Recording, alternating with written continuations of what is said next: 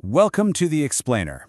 Today, we're diving into a really provocative case study, the book MAGA Marketing Secrets by Jack Turk. Now, let's be clear, we're setting all politics aside here. Our goal is to deconstruct the raw tactics of influence, because the author makes a compelling case that they hold some pretty powerful lessons for any business. So let's get right into it. So the book kicks things off with this single question. It really challenges you right from the start to look past your own biases. It perfectly sets the stage for what we're about to explore, which is the pure mechanics of marketing, just viewed through a lens that is, well, pretty unconventional. And to hammer this point home, the author introduces a concept from his days at Microsoft called flipping the bozo bit. You know what this is? It's that little mental switch we all have. We decide someone's a bozo, we flip the bit, and we just tune them out. The book's whole argument is that doing this is dangerous, because even a so-called bozo might have a brilliant idea, and if you flip that switch, you are guaranteed to miss it, every single time. Okay, so the strategy in the book is built around answering three super critical questions. First, who are you talking to? Second, what are you going to say? And third, how do you execute it? We're going to walk through all three, and then pull it all together with a final lesson. Let's start with who. All right, Section 1, Who. The first principle here is a real game changer. The author argues that success isn't really about how great your product is. It's about how hungry your audience is.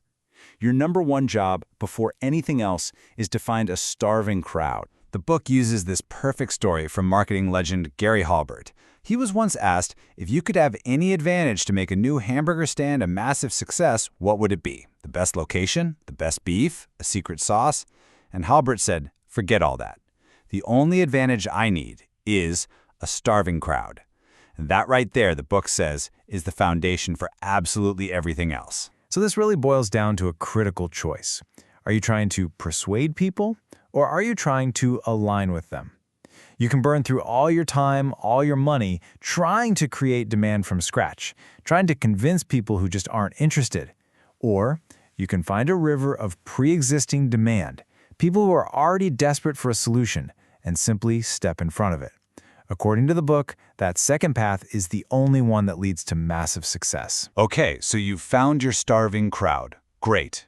Now for part 2. What do you say to them? This section is all about how you craft a message that's so sharp it just cuts through all the noise out there. Hack number 17 in the book highlights the incredible power of short, simple phrases. Think about things like build the wall or drain the swamp. They're not just slogans, right? They're these tiny, sticky containers for massive, complex ideas. The book also points out how this same tactic was weaponized to completely rebrand rivals, with names like Low Energy Jeb or Lying Ted. And this leads to an even more provocative hack. Define yourself by what you stand against. I mean, think about it. Most brands, most companies, they only talk about what they're for. But the book argues that having a clear, defined enemy, a swamp that needs draining, is way more powerful. It creates energy, it creates loyalty, and it gives your identity a razor-sharp edge that positive messaging alone just can't match. We've got the WHO, we've got the what, now we come to the third, and you could argue the most critical piece of the puzzle, the how.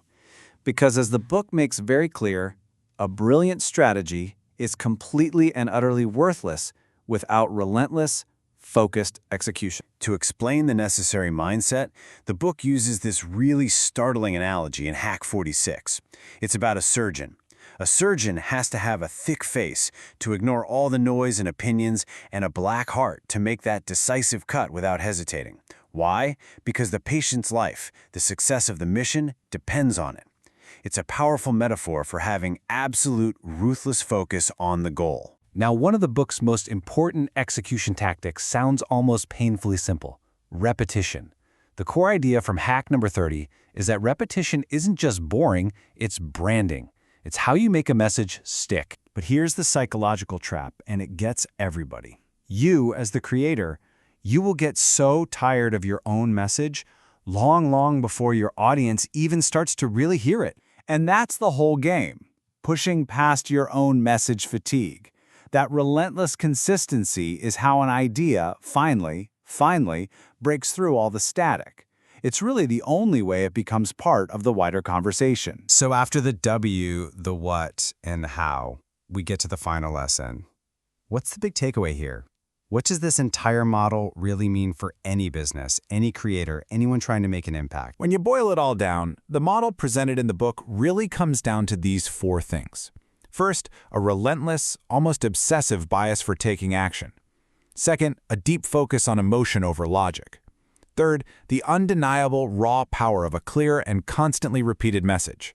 And finally, having the courage to define yourself not just by what you're for, but by what you stand against. The author ends the entire book with this simple, powerful challenge to you, the reader.